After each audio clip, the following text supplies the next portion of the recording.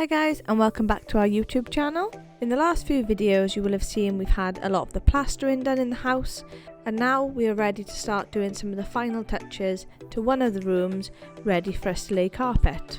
If you didn't know, Rhys by trade is a carpenter, and he is really excited to show you guys how he's done the skirting and the architrave in this room. The plan of action, guys, is this bedroom has been plastered for a while. That corner's almost dry. It's taken ages for this one section to dry out because it was all fresh brick and all brand new render and plaster.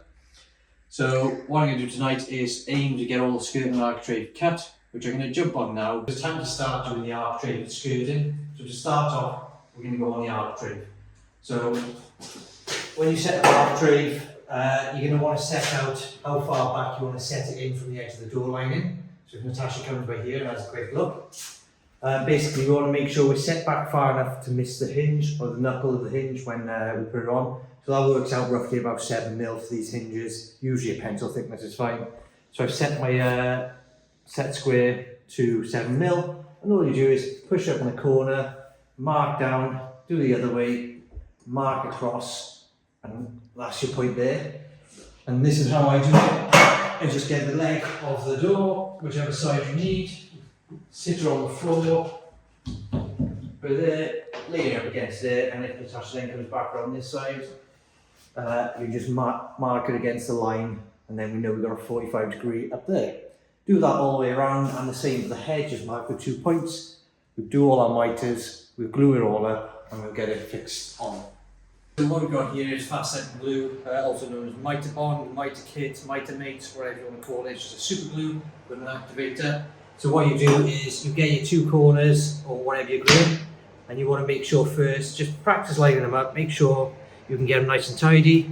Once that's ready, one side you're going to put some glue all over the face, and the other side you can use a spray and soak it into there, and then you just want to get them lined up and put together, because within about 3 or 4 seconds that joint isn't going to be moving, so you want to get it right first try. So when you do this, guys, you can either do it on a workbench or on the floor. You want to make sure if you've got a finished floor underneath, you can put some protection in there, like paper or whatever, because this glue will ooze out. And the reason I'm doing that is just because you've got something flat, so the back lined up perfectly, and you've just got something stable to hold on and just push it all together nice and tidy. If you might have noticed, Natasha's got a heater on, because the other day I might have accidentally tripped the electrics, put one of these back on, and it blew a fuse on our underfloor heating, so we've got fuses coming out to replace that. So we're without heating for a few days.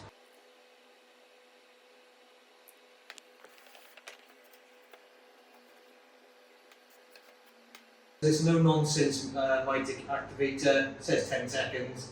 It's taking quite a while to set compared to the normal branded ones. I'm not sure if it's to do with the temperature, it might say it's too cold, but yeah, it's not setting as rapid as it should.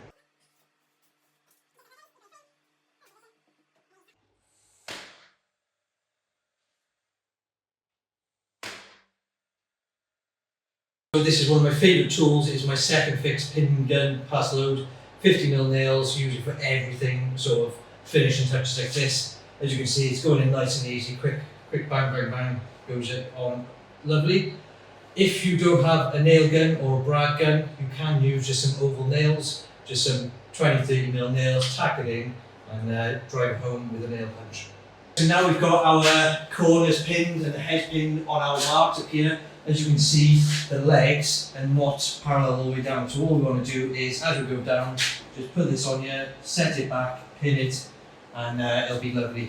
That's why I like MDF for architrave skirtings, because it's quite forgiving and flexible.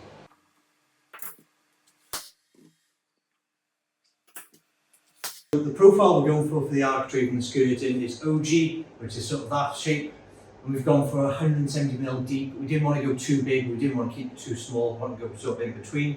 We did really like the Georgian skirting, but the price for this OGEE compared to the Georgian, it was just astronomical difference. We probably could have bought 3 houses worth of this for what the price was. So we've kept to a budget, gone for OGEE. We still like it.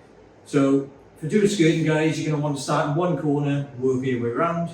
You can either work from the right round left or left round right. I prefer left going around right. Don't know why, I just do. But any skirting you use, guys, you first cut in like so, And then your next cut's going to be a scribe. To do that, you need to cut a 45 if your corner is 90, so you bisect the angle in half, so 45 degrees. And if Natasha comes in here, you can see that profile along there, which we're going to cut out, is a perfect match for this to sit in like so. So all we're going to do is take a normal hand saw down the straight edge. Also, just a little tip guys, on these sort of cuts, instead of doing them 90 down there, you want to back cut them a few mil that way, just to make sure if there's any discrepancies, the front join is going to be perfectly buttered. So yeah, straight cut down there with a hand saw, and then we're going to get a coping saw, and we're going to cut round the profile. Same again, do a back cut.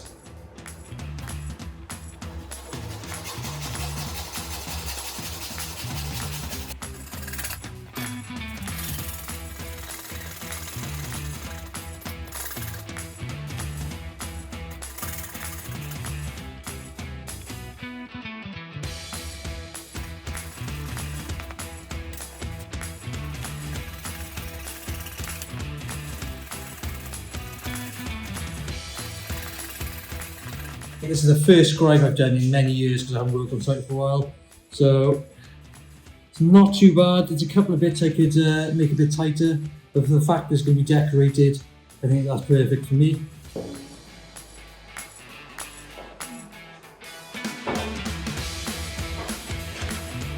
That length is in perfect, nice and tight against this wall down here.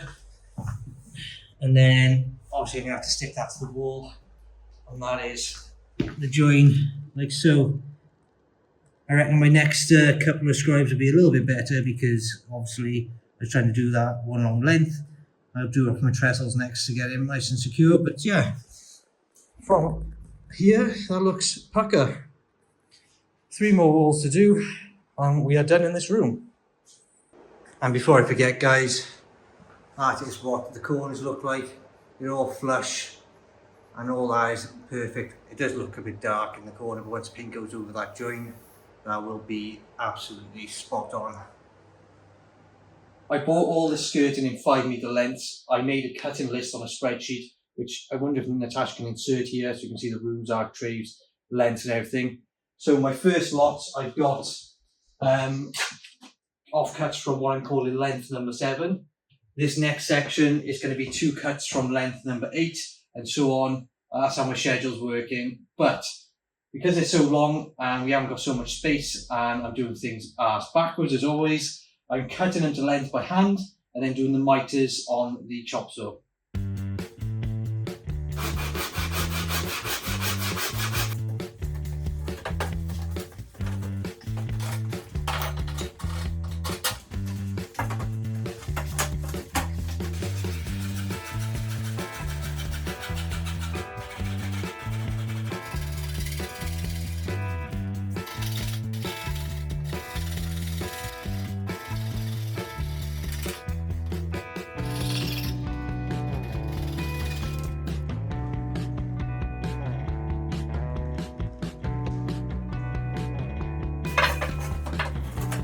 Right guys, 4 scribes in, and that's what it started looking like once they were done. A little bit short on that skirting there, but a bit of cork will be fine. Look at that, nice and tight, no gaps. All the way down here. There you go, that's a better length. A little bit out, pull that in a bit, but still, that's good again. And then the last cut, although you may not be able to see that, that has to be a back cut by 1 or 2 degrees because the way the architrave sits on the wall. But once that goes in, nice and flush, it'll be absolutely lovely. So I'm really happy with that, all dry fitted. We can paint the backs of them and get them fixed tomorrow. Right guys, so we found a job for Natasha. As you can see, she is heavily pregnant, 6 months pregnant. So what we're doing, yeah, very heavily pregnant. What? Well, we're getting there. She's just seeding the back of these skirtings because they're MDF. A lot of the walls are internal walls and external brick walls which have got a DPC in, but obviously we put in new floors and we want to make sure if there was any potential for moisture to come up, like that wall there is drying out, that it wouldn't penetrate the back of the MDF and start fuzzing up and swelling. So she's just painting the backs with gloss and the bottom edges with gloss, so then when we paint the fronts, it's pretty much all sealed and we shouldn't be getting any moisture at all. Join us in next week's video where we start painting. Rhys makes a jig for the coving and we install the skirting. If you like this video, please give us a like and leave us a comment below. Thanks for watching.